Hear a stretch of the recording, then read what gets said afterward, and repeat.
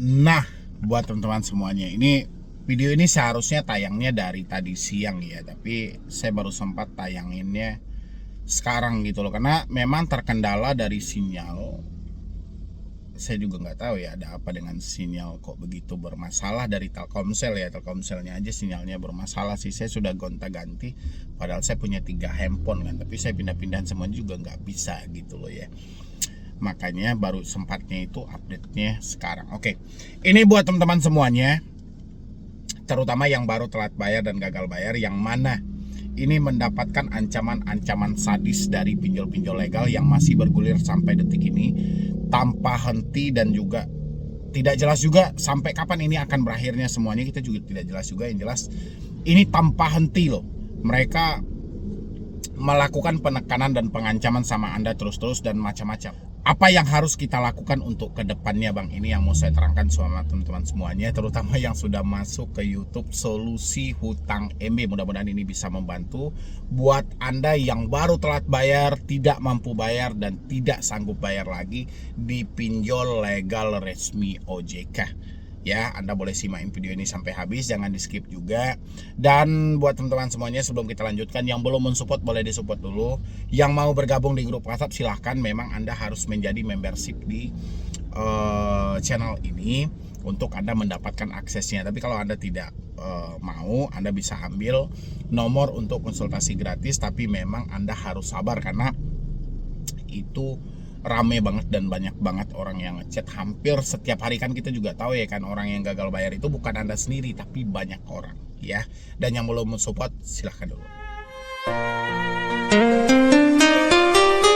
Serba-serbi ancaman dari pinjol-pinjol legal ini aneh-aneh, makin parah-parah gitu loh. Mulai dari ancaman mau menculik anak, mau mencegat di jalan, sampai ancaman-ancaman sampah. Yang mana ancaman sampah ini dari 5 tahun yang lalu itu juga sudah dipakai, yang mana katanya debt collector akan memakai data Anda untuk meminjam sebanyak-banyaknya ke aplikasi-aplikasi lain ya. Apa yang harus kita lakukan? Kalau cemas ya pasti kita cemas, kalau takut ya pasti kita takut. Pertama yang harus kita lakukan, kita cari tahu dulu pinjol mana ini yang melakukan penekanan terhadap diri kita. Apakah ini pinjol ilegal atau pinjol legal? Biasanya pinjol legal tidak pernah mau menyebutkan nama aplikasinya. Kalau pinjol ilegal, dia selalu menyebutkan nama aplikasinya, mau dia mengancam sesadis apapun. Nah, ini harus teman-teman cari tahu dulu, harus teman-teman catat. Ini dari pinjol mana? Jangan hanya kita, kan kebanyakan dari teman-teman semuanya, Bang, saya jatuh tempo di pinjol ini Bang hari ini. Ya oke, saya paham Anda jatuh tempo di pinjol itu. Tapi ketika mereka melontarkan ancaman itu, kita tidak tahu pinjolnya yang mana. Ya iya, kalau Anda hanya satu pinjol saja, kita bisa tebak itu dari pinjol yang Anda pinjam. Tapi kalau Anda meminjam lebih dari satu pinjol, bagaimana kita meraba yang di mana? Sementara Anda ingat, kita melaporkan kejadian ini sama OJK, sudah ada bukti yang valid. Ya, bukti valid, bukti jelas. Tapi yang terjadi apa? OJK selalu menepis laporan itu. Bagaimana seandainya kita melapor kejadian ancaman dan tekanan tapi tidak menyebutkan nama aplikasi, yang ada benar-benar masuk tong sampah semua laporan Anda. Ya, ini yang perlu teman-teman waspadai. Dan habis itu lagi, ini juga teman-teman semuanya, karena gini, kita itu terlalu cepat menyimpulkan sesuatu. Kita itu terlalu cepat mencerna sesuatu tanpa kita pertimbangkan lebih matang. Contoh, Anda mendapatkan ancaman, Anda mendapatkan tekanan dari pinjol-pinjol legal menurut versi Anda. Sementara ketika dia mengancam dan menekan, mereka tidak pernah menyebutkan nama aplikasi sama sekali. Mereka tidak pernah menyebutkan nama aplikasi, tapi Anda hanya melakukan dugaan dan dugaan. Habis itu Anda ketakutan. Ini tolong di prepare lebih awal lagi dari teman-teman semuanya. Lebih lagi Anda prepare-nya. Kenapa? Kalau ada pesan buta, ancaman tidak mengarah menyebutkan nama aplikasi apapun, Anda nggak perlu takut. Kenapa saya bilangin Anda nggak perlu takut? Contoh, itu debt collector hanya menunjukkan suatu kebodohan dia kepada Anda. Kenapa dia saya bilangin suatu kebodohan? Contoh gini, dia melakukan pengancaman. Anda kalau tidak melakukan pembayaran, kami akan cegat Anda di jalan. Kami akan tarik aset-aset Anda, kami akan sebarkan data Anda. Tapi mereka tidak menyebutkan nama aplikasinya. Iya kan? Sementara kita ada jatuh tempo atau galbay di 3 pinjol. Ya, kita kalau seandainya ketakutan, kita harus bayar kemana? Ya, kita nggak bisa meraba di dalam 3 pinjol ini. Mana ini yang harus dibayar? Memang semuanya harus dibayar, tapi kita hanya mampunya satu untuk membayar. Kita nggak tahu. Makanya saya bilangin, ketika ada debt collector menunjukkan kebodohan ini, minimal teman-teman yang telat bayar harus menunjukkan sebuah kepintaran. Sampaikan aja sama mereka, Anda kenapa terlalu bodoh dalam menagih? Anda mengancam saya, Anda menekan saya, dan kalau saya ketakutan dengan ancaman Anda, saya harus bayar kemana? Anda tidak menyebutkan nama aplikasi Anda loh.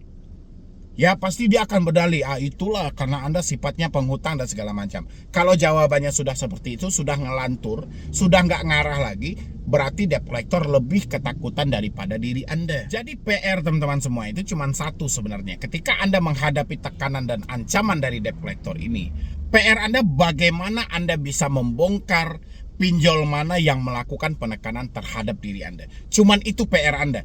Kalau Anda bisa membongkar semua ini, dia mampu menyebutkan nama aplikasinya, baik itu via chat, email, ataupun via telepon, itu baru akurat. Buktinya baru akurat. Kalau memang nanti Anda melaporkan ke OJK, OJK tidak menanggapi, saya dan rekan-rekan yang lain juga bisa untuk memviralkan hal ini, biar lebih jelas. Ya kan? Tapi kalau mereka tidak menyebutkan nama aplikasi, OJK selalu tepis, itu pinjol ilegal. Pinjol kami tidak seperti itu, pinjol kami SOP dan segala macam. Itu selalu tepisan OJK. OJK beranggapan pinjol mereka itu sudah taat aturan, pinjol mereka itu sudah patuh aturan. Sebenarnya OJK ini sudah menjadi tawanan dari pinjol sendiri. Ya, gimana nggak jadi tawanan? Orang sudah jelas-jelas ada pinjol melakukan kesalahan. OJK selalu lindungi hal itu. OJK berupaya untuk menutupi, seolah-olah ini tidak terjadi apa-apa. Seakan-akan OJK sedang disandra oleh pihak-pihak pinjol, sehingga OJK tidak berkutik. Saya juga nggak tahu perjanjian apa yang sedang berlangsung antara OJK dan pinjol, itu hanya mereka yang tahu. Cuman selama ini yang kita pikirkan adalah tidak ada satupun pengaduan kita yang nyambung dengan logika. Ya kan? Tidak masuk dengan OJK sama sekali, tidak nyambung dengan logika mereka. Ini yang anehnya gitu loh. Jadi di antara jutaan orang yang gagal bayar dan nggak tahu berapa banyak orang yang melapor OJK, OJK menganggap hanya Anda yang salah, Anda yang kurang ajar. Itu anggapan OJK. Jadi tidak satu pun laporan Anda itu dianggap serius oleh OJK. OJK hanya menganggap, ini sampah aja, ini nggak ada, ini nggak benar, bla bla bla, segala macam tuduhan yang disampaikan oleh OJK.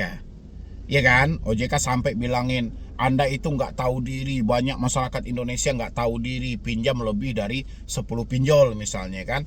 Banyak masyarakat Indonesia hanya mampu minjam tapi nggak mampu bayar, macam-macam. Tapi OJK tidak melakukan penyelidikan khusus apa yang sedang terjadi. Ada apa ini? Kenapa OJK tidak melakukan hal itu? Ya, makanya saya selalu himbau buat teman-teman semuanya, kalau Anda telat bayar, Anda gagal bayar, tidak mampu, Anda mendapatkan ancaman, PR Anda cuma satu, bagaimana Anda membuktikan bahwa ancaman itu benar dari pinjol yang bersangkutan sesuai dengan pemikiran Anda. Karena mereka tidak akan pernah mau menyebutkan nama aplikasinya ketika melontarkan ancaman.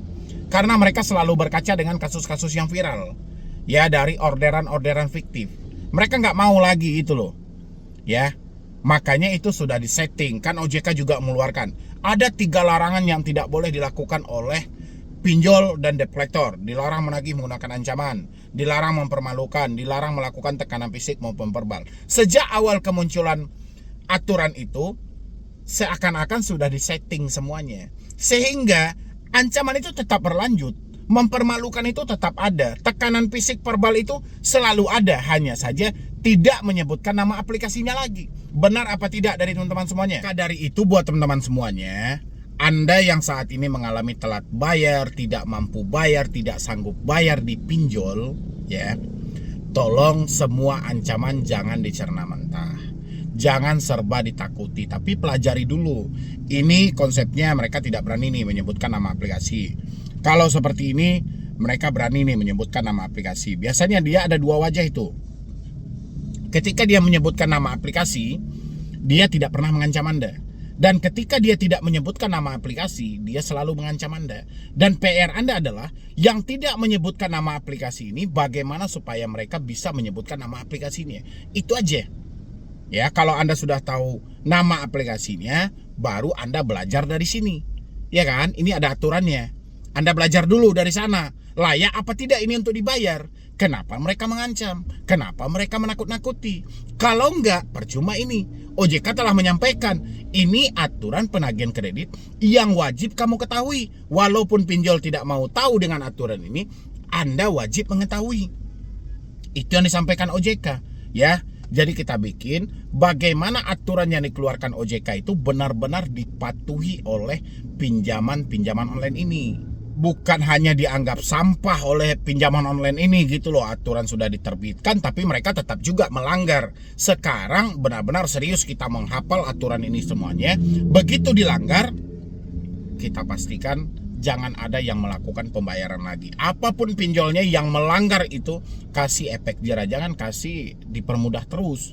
Karena kebiasaan dari kita kan kalau sudah diancam, sudah ditekan, kita membayar. Kita sudah ditakut-takuti, lanjut membayar. Itu nggak boleh sebenarnya. Dan itulah penyebabnya kenapa pinjol-pinjol itu selalu menggunakan pola ancaman, tekanan untuk menakut-nakuti Anda. Karena mereka selalu berhasil ketika mengancam, menekan, mereka selalu berhasil. Ya, itulah penyebab yang sebenarnya. Jadi dari teman-teman semuanya, tolong banget sebisa mungkin, ya sebisa mungkin kalau sudah diancam jangan ada yang melakukan pembayaran. Perhatikan hal ini. Ya, mungkin dari saya cuma itu aja. Mudah-mudahan ini membantu buat teman-teman yang baru telat bayar dan tidak mampu bayar. Jadi sekian dulu dari saya, Medi Broni. Wassalam.